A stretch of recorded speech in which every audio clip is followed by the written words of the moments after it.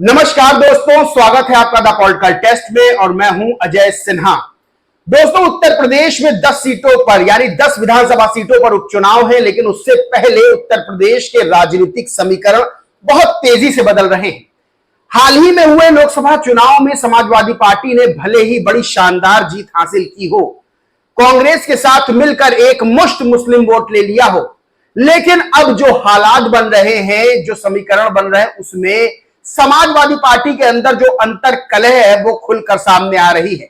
चाहे वो आरक्षण में वर्गीकरण का मुद्दा हो और चाहे समाजवादी पार्टी के पदाधिकारियों की बैठक का मुद्दा, हर जगह जो है समाजवादी पार्टी के अंदर फूट नजर आ रही है। वहीं मुस्लिमों का एक मुश्त वोट लेने वाली समाजवादी पार्टी में अब मुस्लिम विधायक जो समाजवादी पार्टी के हैं वही नाराज नजर आ रहे हैं और खबर खुलकर सामने आ गई है। सोशल मीडिया से लेकर न्यूज चैनल से लेकर न्यूज़पेपर तक खबरें छा रही हैं और यह माना जा रहा है कि अब मुस्लिम वोट बैंक वो छिटक सकता है समाजवादी पार्टी से, क्योंकि जो मुस्लिम विधायक है समाजवादी पार्टी के, उन्होंने बड़ा आरोप लगा दिया है कि हमें बोलने नहीं दिया जा रहा क्योंकि हम मुस्लिम हैं।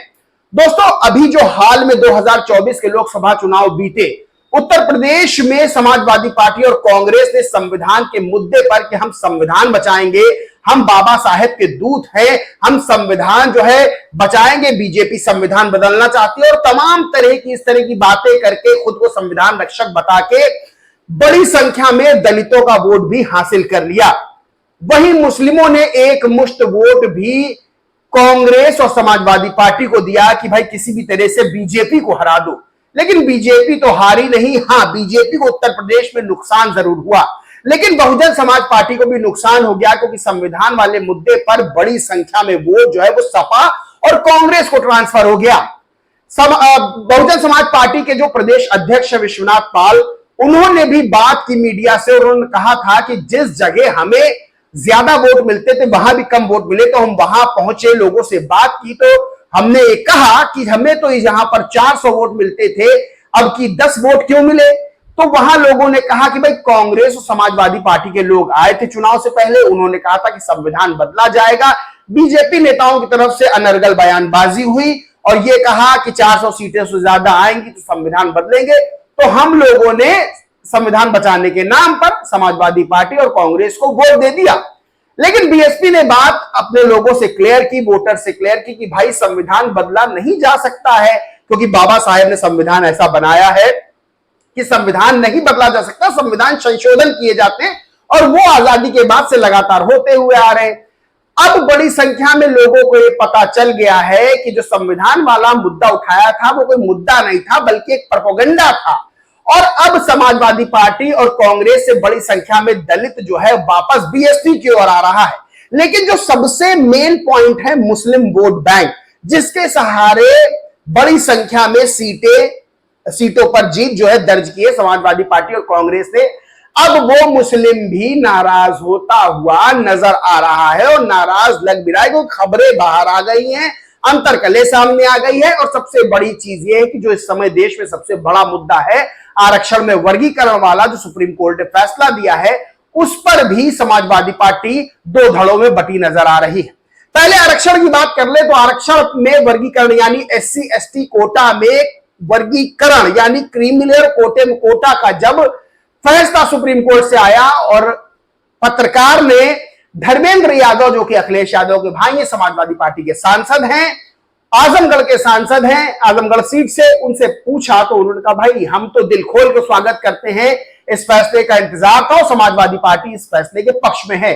लेकिन वहीं जब मामला बढ़ता गया और बीएसपी सुप्रीमो मायावती ने मोर्चा खोल दिया इस फैसले के खिलाफ कि सरकार को भी झुकना पड़ा, वहां पर जो है ये होने लगा कि भाई पीडीए का नारा देने वाले अखिलेश यादव क्यों नहीं इस मुद्दे पे बोलते हैं, एससी एसटी आरक्षण में वर्गीकरण के मुद्दे पे क्यों नहीं बोलते हैं। तो कई दिन बाद जो है वो अखिलेश यादव ने एक ट्वीट किया और ट्वीट ऐसा था कि लोगों ने कहना शुरू कर दिया कि भाई ये आप अपनी राय रख रहे हैं, अपना बयान दे रहे हैं या जलेबी बना रहे हैं, इतना गोल गोल। यानी उनका बयान बहुत क्लियर नहीं था कि फैसले के विरोध में है, लेकिन उन्होंने कहीं ना कहीं थोड़ा बहुत फैसले का विरोध जताने की कोशिश की। एक तरफ धर्मेंद्र यादव ने फैसले का समर्थन किया, दूसरी तरफ जो अनचाहे मन से कह सकते हैं अखिलेश यादव ने इस फैसले का विरोध किया। तो अब समाजवादी पार्टी में दो विचारधाराएं देखने को मिल रही हैं। वहीं अगर मुस्लिम विधायक की बात कर ले तो उन्होंने कह दिया कि हम मुस्लिम विधायक तो हमें बोलने नहीं दिया जा रहा। यह खबर देखिए दैनिक जागरण में छपी हुई है। इसमें यह लिखा हुआ है, क्या लिखा है मैं बता देता हूं।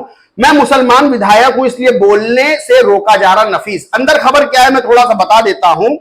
सपा के संविधान मान स्तंभ कार्यक्रम में सांसद, आजमगढ़ की खबर है, सांसद धर्मेंद्र यादव की उपस्थिति में गोपालपुर के विधायक नफीस अहमद को बोलने से रोकने को लेकर जमकर हंगामा हुआ। नफीस ने कहा कि उन्हें इसलिए बोलने से रोका जा रहा है क्योंकि वो मुसलमान है। वरिष्ठ नेताओं ने समझा बुझाकर किसी तरह मामले को शांत कराया। हालांकि घटना के अगले दिन एक पक्ष ने थाने में तहरीर देकर साफ कर दिया कि पार्टी में सुलग रही विरोध की आग अभी बुझी नहीं है। 14 अगस्त को नेहरू हॉल में आयोजित कार्यक्रम में नफीस बोल रहे थे। इस दौरान पार्टी कार्यकर्ता राम समुझ विश्वकर्मा सहित कुछ लोगों ने उन्हें बोलने से मना किया। विधायक की बात नागबार गुजरी और मंच संभाल रहे लोगों से कहा कि मैं मुसलमान हूं इसलिए बोलने नहीं दिया जा रहा है। दोनों पक्षों में विवाद बढ़ गया। उनके समर्थकों और अन्य कार्यकर्ताओं के बीच गाली गलौज और हाथापाई तक की नौबत आ गई। वीडियो बना रहे लोगों और बोलने से मना करने वाले कार्यकर्ताओं की भी पिटाई की गई। शुक्रवार को कार्यकर्ता राम समुझ विश्वकर्मा ने पुलिस से सुरक्षा की गुहार लगाते हुए थाने में तहरीर दी। वीडियो बनाने वाले संदीप श्रीवास्तव ने भी पुलिस को दी तहरीर में मारपीट की शिकायत दर्ज कराई है। कोतवाल शशि मैली पांडे ने कहा कि दोनों लोगों ने तहरीर दी और मामले की जांच की जा रही है। यानी जो अंतरकलह है वो अब थाने तक पहुंच गई है। मुस्लिम विधायक नाराज है, कह रहे हैं मैं मुसलमान इसलिए बोलने नहीं दिया जा रहा। देखिए, अगर समाजवादी पार्टी का कोई बेस वोट बैंक है तो वो यादव वोट बैंक और मुस्लिम वोट बैंक है। उत्तर प्रदेश में ये समाजवादी पार्टी की ताकत है। वहीं कांग्रेस, जब से कांग्रेस और समाजवादी पार्टी इंडी गठबंधन की छतरी में एक साथ आई है तब से मुस्लिम वोट बैंक और मजबूती के साथ इंडी गठबंधन को गया है। लेकिन जिस तरह की चीजें निकल के आ रही हैं वो साफ बता रही कि अब मुस्लिम वोट बैंक भी छिटकने का जो है वो छिटक रहा है, समाजवादी पार्टी से दूर जा रहा है। अब सबसे बड़ी बात यह है कि कई लोगों ने सोशल मीडिया पर भी यह आरोप लगाए कि मुसलमान का वोट तो ले लेते हैं लेकिन मुसलमानों को जो प्रतिनिधित्व देना होता है समाजवादी पार्टी की तरफ से नहीं दिया जाता। यानी कुर्सी लगाने, दरी बिछाने के लिए मुस्लिमों का प्रयोग किया जाता है, वोट लेने के लिए प्रयोग किया जाता है, लेकिन जब प्रतिनिधित्व देने की बात आती है तो प्रतिनिधित्व नहीं दिया जाता है। पिछले लोकसभा चुनाव में जो हाल में हुए हैं उसमें 4 टिकट यानी 4 मुस्लिम सांसदों को जो है समाजवादी पार्टी ने 4 मुस्लिम प्रत्याशियों को सांसदी का चुनाव लड़वाया था। वहीं मुरादाबाद से एसटी हसन जो कि जाने माने डॉक्टर भी वहां के हैं और सबसे बड़ी बात कि जीते हुए सांसद थे, सिटिंग सांसद थे, उनका टिकट काट के रुचि वीरा को दे दिया गया। एसटी हसन भी बहुत नाराज हुए, लेकिन एक तरह से पार्टी में और एसटी हसन ने यह भी कह दिया था कि मुरादाबाद में वो प्रचार नहीं करेंगे क्योंकि भाई उनकी भी साख का सवाल है। तो ये सब चीजें जो निकल के आ रही है ये बता रही है कि जो मुस्लिम वोट बैंक है वो समाजवादी पार्टी से छिटक सकता है। अब कितना छिटकता है कितना नहीं ये तो अभी होने वाले 10 सीटों पर उपचुनाव में पता चलेगा। लेकिन जो दलित वोट बैंक, बड़ा वोट बैंक है वो वापस बीएसपी की ओर जा रहा है, ये तो बात तय है। क्योंकि जो संविधान वाला मामला था वो पूरी तरह से खुलकर सामने आ गया है कि ना संविधान बदला जा रहा है और ना ही संविधान कोई बचा रहा है। तो सबसे बड़ी बात है कि उत्तर प्रदेश में समाजवादी पार्टी में जो अंतरकलह चल रही है, चाहे वो ऊपर के स्तर पे हो, यानी ऊपर के स्तर पे विचारों का अलगाव, यानी एक ही मुद्दे पे, आरक्षण के मुद्दे पर धर्मेंद्र यादव का कुछ बयान आता है, अखिलेश यादव कुछ और ट्वीट देके बयान देते हैं।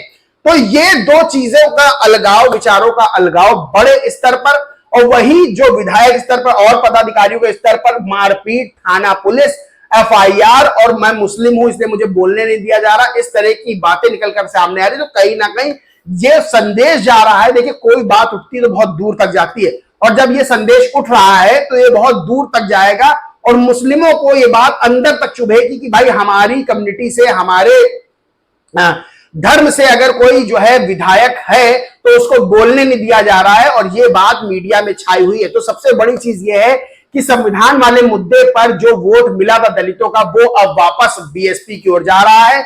वहीं जो मुस्लिम वोट बैंक कांग्रेस और समाजवादी पार्टी के साथ रहता है वो भी छिटकता हुआ नजर आ रहा है। और सबसे बड़ी बात क्या है कि सपा और कांग्रेस में जो अंदर खाने से खबरें निकल कर आ रही हैं सूत्रों के हवाले से, सपा और कांग्रेस में सीट बंटवारे को लेकर पटरी नहीं खा रही है, बात नहीं बन पा रही है, क्योंकि 10 सीटों पर उपचुनाव होने हैं और कांग्रेस जिसका अभी कोई बहुत ज्यादा वजूद नहीं है उत्तर प्रदेश में, उत्तर प्रदेश की राजनीतिक जमीन पर सीटें नहीं है उसके पास ज्यादा, वो जो है 5 सीटों पर उपचुनाव लड़ना चाहती है। यानी 10 सीटों में 5 सीटें सपा को देना चाहती है और 5 सीटों पर खुद चुनाव लड़ना चाहती है। लेकिन समाजवादी पार्टी के प्रमुख अखिलेश यादव ये बात जानते हैं कि कांग्रेस की राजनीतिक हैसियत उत्तर प्रदेश में कितनी है और कितनी सीटें उसको दी जाए। तो इस पर भी खटर पटर जो बातें निकलकर, जो खबरें निकलकर सामने आ रही, खटर पटर चल रहा है। यानी इंडिया अलायंस में तो संकट मंडरा ही रहा है। वही जो दलित वोट बैंक वो वापस बीएसपी की ओर जा रहा है, क्योंकि संविधान वाला जो मुद्दा था वो खुलकर सबके सामने आ चुका है। वहीं जिस तरह से समाजवादी पार्टी के मुस्लिम विधायक ने सीधे सीधे खुले तौर पर कह दिया कि मैं मुस्लिम हूं, मुझे बोलने नहीं दिया जा रहा, तो यह बात बहुत दूर तक जा रही है और समाजवादी पार्टी से जो मुस्लिम वोट बैंक है वो भी बड़ी संख्या में छिटक सकता है। और यह बात सब लोग जानते हैं कि जो इस समय समाजवादी पार्टी के बड़े नेता हैं सब के सब बीएसपी के तैयार किए हुए हैं, सब के सब बीएसपी से राजनीति शुरू किए हुए हैं। तो बड़ी चीज यह कि राजनीति में कुछ भी संभव है, कुछ भी स्थितियां कभी भी जो है बदल सकती हैं।